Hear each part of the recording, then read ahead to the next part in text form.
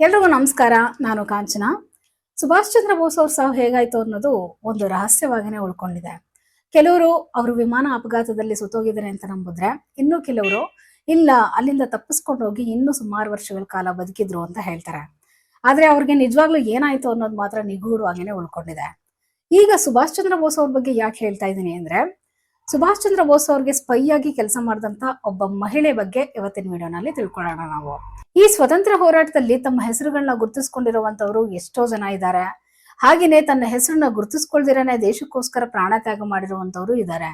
ನಾವು ಈ ವಿಡಿಯೋನಲ್ಲಿ ಭಾರತದ ಮೊದಲ ಮಹಿಳಾ ಗೂಢಚಾರಿಯಾಗಿದ್ದಂತ ನೀರಾ ಆರ್ಯ ಅವ್ರ ಬಗ್ಗೆ ತಿಳ್ಕೊಳ್ಳೋಣ. ಈಕೆಗೆ ದೇಶ ಮುಖ್ಯನೋ ಇಲ್ಲ ತನ್ನ ಕುಟುಂಬ ಮುಖ್ಯನೋ ಅಂತ ಪ್ರಶ್ನೆ ಬಂದಾಗ, ಈಕೆ ತನ್ನ ದೇಶನೇ ಮುಖ್ಯ ಅಂತ ಹೇಳಿ ತನ್ನ ಗಂಡನಲ್ಲೇ ಸಾಯಿಸ್ತಾಳೆ. ಸೊ ನೀರಾ ಆರ್ಯಾಳ ಬಗ್ಗೆ, ಒಬ್ಬ ಧೈರ್ಯಶಾಲಿ ನಿಷ್ಠಾವಂತ ಸ್ಪೈ ಬಗ್ಗೆ ಇವತ್ತಿನ ವಿಡಿಯೋನಲ್ಲಿ ತಿಳ್ಕೊಳ್ತಾ ಹೋಗೋಣ ಬನ್ನಿ.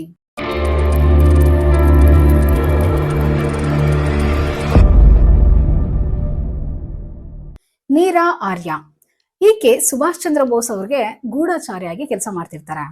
ಭಾರತೀಯ ರಾಷ್ಟ್ರೀಯ ಸೇನೆಯಲ್ಲಿ ಮೊಟ್ಟ ಮೊದಲ ಮಹಿಳಾ ಗೂಢಚಾರಿ ಅಥವಾ ಫೀಮೇಲ್ ಸ್ಪೈ ಆಗಿ ಕೆಲಸ ಮಾಡ್ತಿರ್ತಾರೆ ಇವರು ಹುಟ್ಟಿದ್ದು ಮಾರ್ಚ್ 5ನೇ ತಾರೀಕು 1902ರಲ್ಲಿ ಉತ್ತರ ಪ್ರದೇಶದ ಕೇಕ್ರಾ ನಗರದಲ್ಲಿ ಒಂದು ಪ್ರತಿಷ್ಠಿತ ಫ್ಯಾಮಿಲಿನಲ್ಲಿ ಹುಟ್ಟುತ್ತಾರೆ.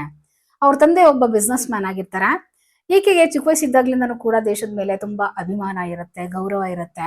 ಮತ್ತೆ ಸ್ವಾತಂತ್ರ್ಯ ಹೋರಾಟದಲ್ಲಿನೂ ಕೂಡ ಭಾಗವಹಿಸಿರ್ತಾಳೆ.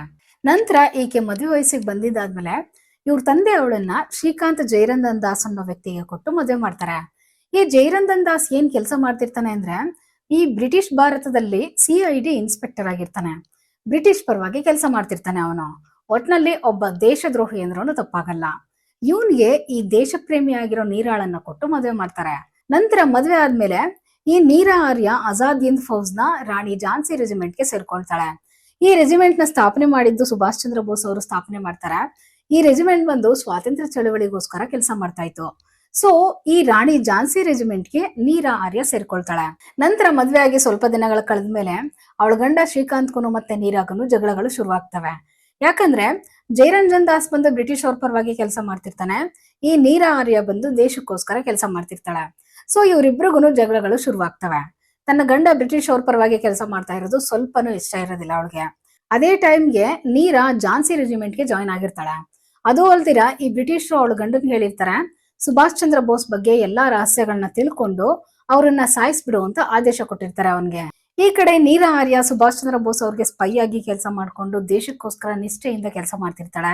ಆದ್ರೆ ಇನ್ನೊಂದ್ ಕಡೆ ತನ್ನ ಗಂಡ ಬ್ರಿಟಿಷ್ ಪರವಾಗಿ ದೇಶದ್ರೋಹಿ ಕೆಲಸ ಮಾಡ್ತಾ ಇರ್ತಾನೆ. ಅದೇ ಸಮಯಕ್ಕೆ ಸರಿಯಾಗಿ ತನ್ನ ಹೆಂಡತಿ ನೀರಾ ಝಾನ್ಸಿ ರೆಜಿಮೆಂಟ್ ಗೆ ಜಾಯ್ನ್ ಆಗಿದ್ದಾಳೆ ಅಂತ ಹೇಗೋ ಅವನ್ಗೆ ವಿಷಯ ಗೊತ್ತಾಗ್ಬಿಡುತ್ತೆ. ಆಗ ಅವಳ ಗಂಡ ಏನ್ ಮಾಡ್ತಾನೆ, ಸುಭಾಷ್ ಚಂದ್ರ ಬೋಸ್ ಅವರು ಎಲ್ಲಿದ್ದಾರೆ, ಅವ್ರ ಬಗ್ಗೆ ಎಲ್ಲಾ ವಿಷಯಗಳನ್ನು ಹೇಳು ನನ್ಗೆ ಅಂತ ಹೇಳಿ ತುಂಬಾ ಪೀಡಿಸ್ತಾನೆ ಅವಳಿಗೆ. ಆದ್ರೆ ನೀರಾ ಆರ್ಯ ಯಾವ್ದ್ರ ಬಗ್ಗೆನೂ ಬಾಯ್ ಬಿಡೋದಿಲ್ಲ, ಏನು ಹೇಳೋದಿಲ್ಲ ಅವನ್ಗೆ. ಅವನ್ ಎಷ್ಟೇ ತಿಳ್ಕೊಳ್ಳೋದಕ್ ಪ್ರಯತ್ನ ಮಾಡಿದ್ರು ಅವ್ರ ಬಗ್ಗೆ ಸ್ವಲ್ಪನೂ ಹೇಳೋದಿಲ್ಲ ಅವಳು. ನಂತರ ಅವಳ ಗಂಡ ಏನ್ ಮಾಡ್ತಾನೆ, ಹೀಗೆ ಒಂದ್ ದಿವಸ ನೀರಾ ಆರ್ಯ ನೇತಾಜಿ ಅವರನ್ನ ಭೇಟಿ ಆಗೋದಿಕ್ಕೆ ಅಂತ ಹೇಳಿ ಅವ್ರಿರೋ ಜಾಗಕ್ಕೆ ಅಂತ ಹೋಗ್ತಾ ಇರ್ತಾಳೆ. ಆ ಟೈಮ್ಗೆ ಇವಳ ಗಂಡ ಅವಳನ್ನ ಹಿಂಬಾಲಿಸ್ಕೊಂಡು ಅವಳು ಹಿಂದೆನೆ ಬಂದು ನೇತಾಜಿ ಅವರನ್ನ ಸಾಯಿಸೋದಿಕ್ಕೆ ಅಂತ ಹೇಳಿ ಅವ್ರ ಮೇಲೆ ಗುಂಡು ಹಾರಿಸ್ತಾನೆ. ಆದ್ರೆ ಆ ಗುಂಡು ಮಿಸ್ ಆಗಿ ಅವ್ರ ಬದಲಿಗೆ ಅವ್ರ ಜೊತೆಲಿರೋ ಡ್ರೈವರ್ ಮೇಲೆ ಬಿದ್ದು ಅವನು ಸತ್ತೋಗ್ಬಿಡ್ತಾನೆ. ಆಗ ಅವನು ನೇತಾಜಿ ಅವರನ್ನ ಸಾಯಿಸೋದಿಕ್ಕೆ ಪ್ರಯತ್ನ ಮಾಡ್ತಿರೋದನ್ನ ನೀರಾ ನೋಡ್ಬಿಟ್ಟು ಅವಳೇನ್ ಮಾಡ್ತಾಳೆ, ಅವಳ ಗಂಡ ಜೈರಂಜನ್ ದಾಸ್ನ ಚಾಕುಯಿಂದ ತಿವಿದು ಸಾಯಿಸ್ಬಿಡ್ತಾಳೆ ಅವನನ್ನ. ತನ್ನ ಗಂಡನನ್ನ ಸಾಯಿಸಿ ನೇತಾಜಿ ಅವರನ್ನ ಪ್ರಾಣಾಪಾಯದಿಂದ ಕಾಪಾಡ್ಕೊಳ್ತಾಳೆ ಅವರನ್ನ. ನಂತರ ಬ್ರಿಟಿಷರು ಬ್ರಿಟಿಷ್ ಸರ್ಕಾರಿ ಸೇವಕರನ್ನ ಸಾಯಿಸಿರೋ ಅಪರಾಧಕ್ಕೋಸ್ಕರ ಅವಳನ್ನ ಜೀವಾವಧಿ ಶಿಕ್ಷೆಗೆ ವಿಧಿಸ್ತಾರೆ. ಅಂಡಮಾನ್ ಜೈಲಿಗೆ ಹಾಕ್ತಾರೆ ಅವಳನ್ನ. ಆ ಜೈಲಿಗೆ ಹಾಕಿದ್ದಾದ್ಮೇಲೆ ಆಕೆನ ಸುಮ್ನೆ ಬಿಡೋದಿಲ್ಲ ಅವರು. ಜೈಲಿನಲ್ಲಿ ಅವಳಿಗೆ ಚಿತ್ರ ಹಿಂಸೆ ಕೊಡ್ತಾರೆ. ಕೈ ಕಾಲುಗಳನ್ನ ಕಬ್ಬಿಣದ ಸರಪಳೆಗಳಿಂದ ಬಂಧಿಸಿರ್ತಾರೆ. ಕೊಡಬಾರ್ದು ಚಿತ್ರ ಹಿಂಸೆನೆಲ್ಲ ಕೊಡ್ತಾರೆ ಅವಳಿಗೆ. ಆ ಸರಪಳೆಗಳನ್ನ ಕತ್ತರಿಸೋ ನೆಪದಲ್ಲಿ ಚರ್ಮನ ಕತ್ತರಿಸ್ತಾರೆ. ಸುತ್ತಿಗೆಯಿಂದ ಕಾಲು ಮೂಳೆಗಳ ಮೇಲೆ ಹೊಡಿತಾರೆ. ಇನ್ನು ಕೊಡಬಾರ್ದು ಚಿತ್ರ ಹಿಂಸೆಗಳನ್ನೆಲ್ಲ ಕೊಡ್ತಾರೆ ಅವಳಿಗೆ. ಆ ನೋವಿಂದ ನರಡ್ತಿರ್ಬೇಕಾದ್ರೆ ಅದೆಲ್ಲ ನೋಡ್ತಾ ನಿಂತಿದ್ದಂತ ಒಬ್ಬ ಜೈಲರ್ ಹೇಳ್ತಾನೆ ಅವಳಿಗೆ, ಸುಭಾಷ್ ಚಂದ್ರ ಬೋಸ್ ಅವ್ರು ಎಲ್ಲಿದ್ದಾರೆ ಅಂತ ನಮ್ಗೆ ಹೇಳ್ಬಿಡು, ಅವ್ರು ಎಲ್ಲಿದ್ದಾರೆ ಅಂತ ಹೇಳಿದ್ರೆ ನಾವು ನಿನ್ನನ್ನ ಬಿಡುಗಡೆ ಮಾಡ್ತೀವಿ ಅಂತ ಹೇಳ್ತಾನೆ. ಅದಕ್ಕೆ ಆ ನೀರಾ ಹೇಳ್ತಾಳೆ, ಅವರು ವಿಮಾನ ಕ್ರಾಶ್ ಆಗಿ ಅಪಘಾತದಲ್ಲಿ ಸತ್ತೋಗಿದ್ದಾರೆ ಅಂತ ಹೇಳಿ ಇಡೀ ಜಗತ್ತಿಗೆ ಗೊತ್ತಿದ್ಯಲ್ಲ ಅದು ಅಂತ ಹೇಳ್ತಾಳೆ. ಅದಕ್ಕೆ ಅವನು, ನೀನ್ ಸುಳ್ಳು ಹೇಳ್ತಾ ಇದ್ಯಾ, ನಿಜ ಹೇಳ್ತೀಯೋ ಇಲ್ವೋ ಅಂತ ಹೇಳಿ ಕೋಪದಲ್ಲಿ ಅವಳಿಗೆ ಪ್ರೈವೇಟ್ ಪಾರ್ಟ್ಗೆ ನೋವಾಗೋ ರೀತಿಯಲ್ಲಿ ಹಿಂಸೆ ಕೊಡ್ತಾನೆ. ಕತ್ತರಿಸ್ತೀನಿ ಅಂತ ಬೆದರಿಸ್ತಾನೆ.